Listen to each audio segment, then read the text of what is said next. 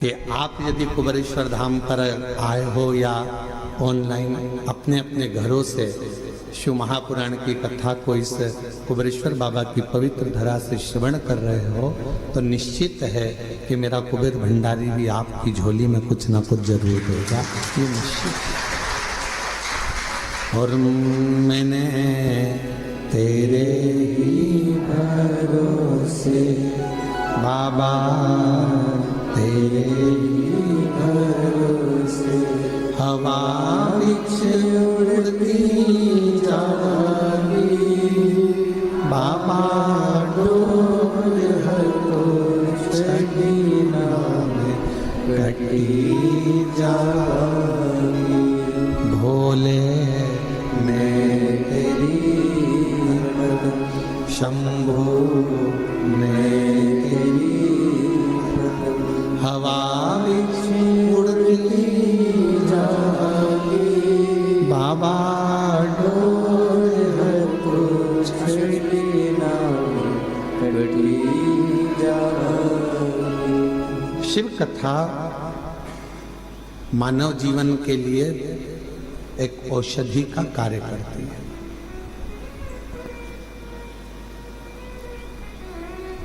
व्यर्थ का खर्चा और व्यर्थ की चर्चा, ये दोनों ही बदनामी भी देते हैं और बर्बाद भी कर देते हैं। आप किसी की व्यर्थ चर्चा करते रहो तो लोग आपको बदनामी का ठीकरा दे देंगे, इसके पास तो कोई काम नहीं है, निंदा में ही लगा रहता है, निंदा में ही लगी रहती है। तो अपनी ये मानव की जिंदगी, मनुष्य का शरीर, ये मानव की देह बड़ी मुश्किल से तो मिली है। ना जाने कितने पापड़ वेले होंगे तब जाकर तो अपने को ये मानव का शरीर मिला है। 83,99,999 जीवन को निकालने के बाद, योनियां काटने के बाद ये मानव की देह मिली। और 84 लाखवें नंबर की अगर ये देह हमको और आपको प्राप्त हुई है और इसको भी हमने व्यर्थ चर्चा में निकाल दिया, तो फिर ये मानव शरीर भगवान क्यों देगा? एक बहू को सास ने पानी भरने के लिए भेजा कि ये तू मटका लेकर जा, पानी भर कर लेकर आ, और वो मटका लेकर गई और मटके को फोड़ दिया। बाल्टी में रस्सी बांधकर नीचे कुएं में उतारना था, उसने मटके में रस्सी बांधकर कुएं में उतार दिया। अब मटका भरकर आ रहा था और झूलते झूलते कुएं के अंदर टकराया, फूट गया। अब जो ऊपर आया वो मटका नहीं था, केवल पानी का मुंह था वो मटके का। अब उसने सोचा कि मटका तो मेरा फूट गया, सास पूछेगी कि कहाँ गया, तो उसने वो मटके का जो मुंह था उसको सिर पे रख लिया, क्योंकि मटका लेकर आई थी तो मटके का मुंह सिर पे रख के लेकर और पहुंच गई घर। सास ने पूछा क्यों री बेटा? जल भरने गई थी तो वो मटका कहाँ गया? तो सास से कहा कि वो तो मैं जल भर रही थी तो फूट गया। तो कहा कैसे फूट गया? तो कहा तू तो पानी भरने गई थी। तो कहा मटके का मुंह बांधा, कुएं में उतारा, टकराया, फूट गया। सास ने कहा तूने बाल्टी को नहीं बांध कर नीचे डाला था? तो कहा मैंने सोचा डायरेक्ट एक ही को भर लेती हूँ, बार बार भरूंगी जाएगा, इससे अच्छा एक ही में भरा जाए। फूट गया। सास ने कहा चल अगली बार तू अच्छे से संभल के लेकर आना। दूसरी बार फिर भेजा उसको। अब की बार लेकर चली थी तो लेते लेते जब पानी भर कर लेकर आ रही थी तो उसके सिर में चल गई खुजाल। अब सिर पे जो मटका रखा था तो उसने कहा ये मटके को पड़ोसन को दे दूं। पड़ोसन बड़ी वृद्ध थी, संभला नहीं, मटका नीचे गिर गया, टुकड़े टुकड़े लेकर वापिस आ गया। अब जब टुकड़े टुकड़े लेकर वापिस आई और टुकड़े टुकड़े लेकर जब वापिस पहुंची, फिर सास ने पूछा क्यों मटका कहाँ गया? वो तो ये टुकड़े टुकड़े हो गए, फूट गए। अब आपसे हम पूछें, छत्तीसगढ़ की जीजियों और जितने भी मेरे जीजा हुन बैठे हैं, जगह जगह से आए हुए जीजिए जीजा बैठे, आपसे हम पूछें कि ईमानदारी से बोलो, एक बार मटका तोड़ दिया, 2 बार तोड़ दिया, 3 बार तोड़ दिया, 4 बार तोड़ दिया, फिर 5वीं बार सास तुम्हें पानी भरने भेजेगी क्या? जम के तो बोलो जरा। नहीं भेजेगी। क्यों? सास को मालूम है मैं मटका देकर भेजूंगी और ये तोड़ देगी, हर बार नुकसान करेगी। इससे अच्छा है कि मैं पानी खुद भर लाऊंगी या दूसरे से भरवा लूंगी और इसको नहीं भेजूंगी। बस परमात्मा भी यही सोचता है। एक बार देह दी, मानव का शरीर दिया, इसने भजन नहीं किया। दूसरी बार मानव का शरीर दिया, इसने भजन नहीं किया। तीसरी बार फिर मानव का शरीर दिया, इसने भजन नहीं किया। तो चौथी बार परमात्मा तुम्हें मानव बना के भेजेगा। जब जब मनुष्य का शरीर पाया, दिन भर इधर की चर्चा, उधर की चर्चा, इधर की बात, उधर की बात, तो अगली बार भगवान ने सोच लिया कि इसको मानव बनाकर नहीं भेजना, मेंढक बनाकर भेज दिया। जब व्यर्थ की ही चर्चा करता है, व्यर्थ की ही चर्चा में लगा रहता है, तो फिर इसको मानव का देह क्यों मिला? ये मानव का शरीर क्यों मिला? शिव महापुराण की कथा कहती है व्यर्थ खर्चा और व्यर्थ चर्चा। व्यर्थ खर्चा भी ऐसा ही होता है, फालतू का खर्चा कर रहे हो, यहाँ लगा रहे, वहां लगा रहे, वहां लगा रहे, अच्छी जगह नहीं लगा पाए, तो फिर तो जीवन बेकार।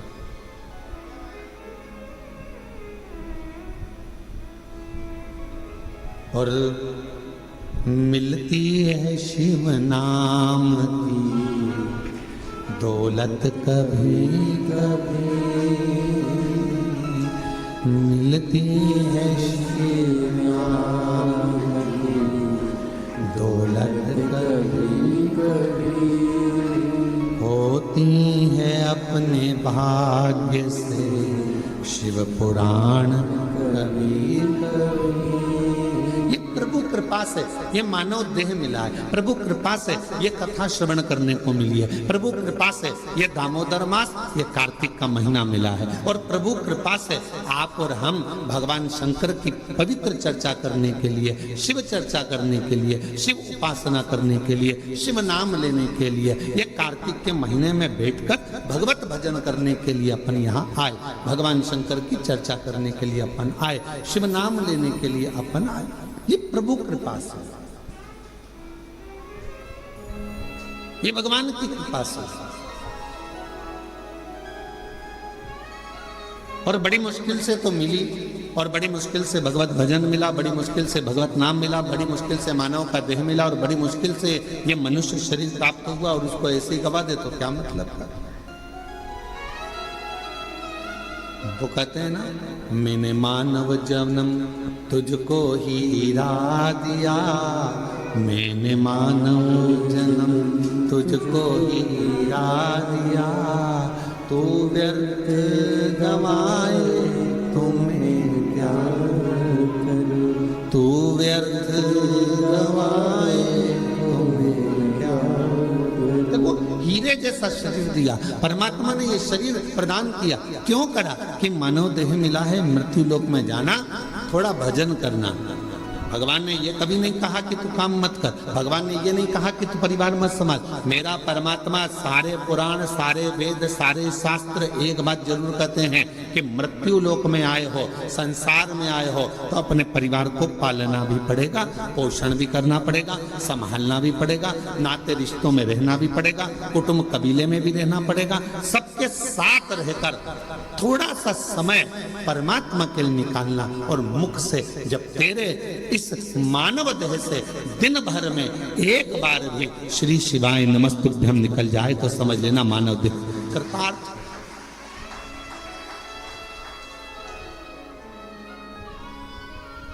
ये मानव देह श्रेष्ठ है।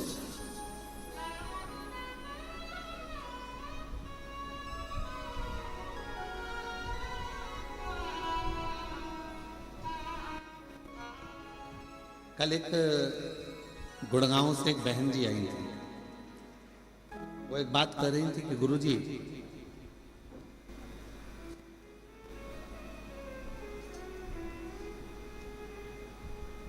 मैं जहां रहती हूं उस गांव, उस सोसाइटी से शिवजी का मंदिर कम से कम 3 किलोमीटर दूर है। अब मैं रोज बेटे से कहूं कि मुझे तो 3 किलोमीटर दूर मंदिर लेकर जा, ले जाएगा क्या? अरे बोलो तो जम के। मैं अपने पति से कहूं कि तू 3 किलोमीटर दूर मुझे मंदिर लेकर चल, रोज रोज ले जाएगा क्या?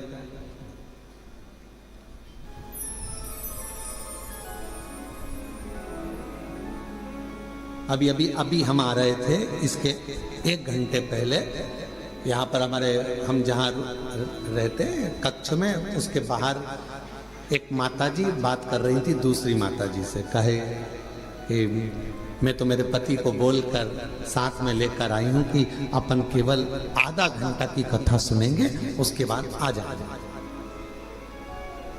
हम कल से आए हैं और कल हमारा पति यहाँ आया और कहने लगा चल अपन यहाँ से फिर चलते हैं, चल चल चल। और उसने रात की जो आरती करी शाम की प्रदोष काल की, उसके बाद हमारा पति हमसे बोला अब तो पूरी 5 दिन की सुन के ही जाए।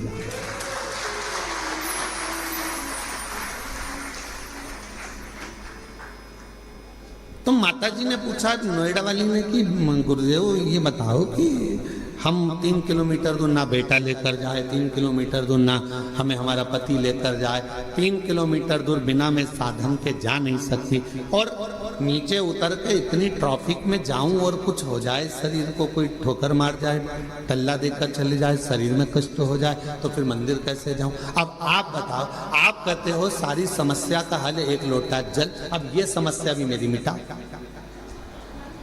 ये भी समस्या। अब तुम बताओ कि मैं जाऊं तो जाऊं कैसे? तो हमने कहा मां, शिव पुराण की कथा कहती है जब तक शरीर चले तब तक भगवान के मंदिर जाकर 1 लोटा जल चढ़ाओ, और जब तुम्हारा शरीर ही इतना भारी हो गया, चल नहीं पाती हो, जा नहीं पाती हो, तो फिर एक काम करो, अपने घर के अंदर जो शिवलिंग है उस शिवलिंग पर जल चढ़ाओ और बाबा से प्रार्थना करो कि मेरे इस जल को महाकाल राजा तू स्वीकार करना, मेरे इस जल को काशी विश्वनाथ तू स्वीकार करना, मेरे इस जल को बाबा वैद्यनाथ तुम स्वीकार करना, मेरे इस जल को हे कृष्णेश्वर नाथ तुम स्वीकार करना। करेगा वो,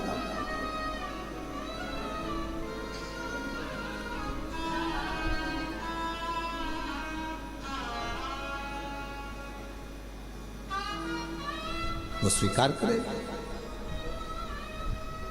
बचपन में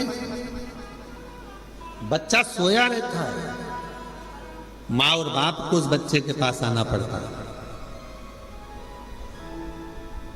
बच्चा जब बड़ा हो जाता है, उसे भूख लगती है, प्यास लगती है, तो वो अपने माता पिता के पास आता है।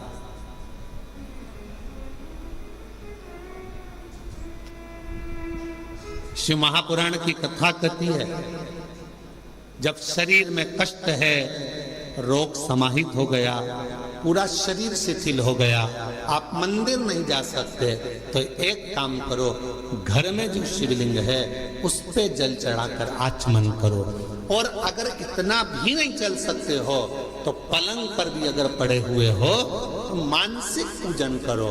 आज मैंने भोलेनाथ जी को जल चढ़ा दिया है, बाबा मैंने आपका जला हुआ पी लिया है।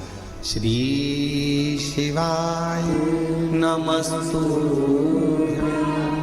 श्री शिवाय नमस्तुभ्यं, श्री शिवाय नमस्तुभ्यं, श्री शिवाय नमस्तुभ्यं। बाबा मैंने जल चढ़ा दिया, बाबा मैंने आचमन कर लिया, पलंग पर पड़ो, शरीर नहीं चल पा रहा, आप अपने कमरे से निकल भी नहीं पा रहे हो, कहीं जा भी नहीं पा रहे हो, तो भी उस शिव को याद करो, उसका भजन करो, उसका स्मरण करो।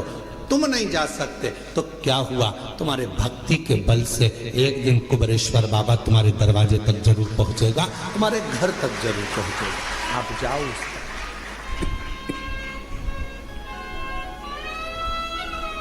तेरे मंदिर में आना मेरा काम है और मेरी बिगड़ी बनाना तेरा काम। तेरी चौखट तक मैं आ ही गया, मुझे दर्श दिखाना तेरा काम।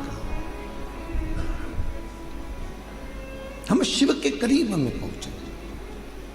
जरूरी नहीं कि आप मंदिर तक जाएंगे, जरूरी यह है कि आपका विश्वास, आपकी दृढ़ता, आपकी श्रद्धा, आपका भरोसा एक ना एक दिन मेरे कुबेरेश्वर बाबा को तुम्हारे घर तक लेकर जरूर आएगा, तुम्हारे दरवाजे तक जरूर आएगा। और मैंने तेरे ही भरोसे बाबा, तेरे ही भरोसे हवा बिछ उड़ती जावांगी बाबा, डोल छड़ी नाम कटी जावांगी। भोले मेरे बदन शंभू में हवा बिछ उड़ती जावांगी बाबा, डोर हटो छड़ी नाम कटी जावांगी। आप थोड़ा इंतजार करो, वो आएगा, दुख मिटाएगा।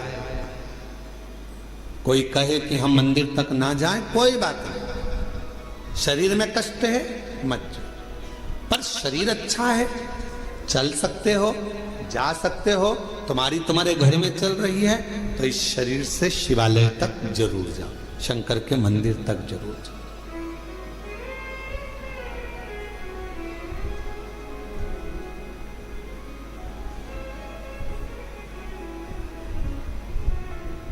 उसके द्वार तक पहुंचने का प्रयास जरूर करो।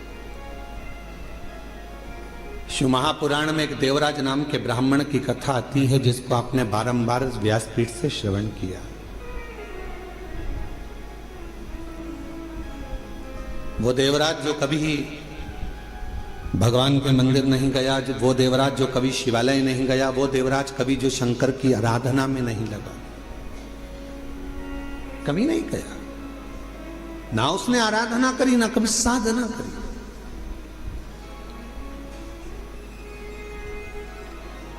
चोरी का धन लिया, एक पर नारी के कहने पर स्त्री के कहने पर, जिससे वो प्रेम करता था, जिससे वो स्नेह करता था, उस नारी के कहने पर रानी के गले का हार चुराकर वो लेकर अपनी उस जिससे प्रेम करता था उसको देने के लिए जा रहा था, और शरीर में पड़ गया ताप, बुखार। इतना ताप पड़ा कि उससे सहन नहीं हुआ कि मुझे ठंड लग रही है, बहुत ठंड लग। कहां जाऊं? टूटा सा शिवालय था, और टूटे से शिवालय में एक दीवार से दुबक कर बैठ गया। अब उसको क्या मालूम कि अंदर एक कोई विद्वान ब्राह्मण बैठा हुआ है और वो शिव महापुराण का पाठ कर रहा है, शिव महापुराण को श्रवण करा रहा।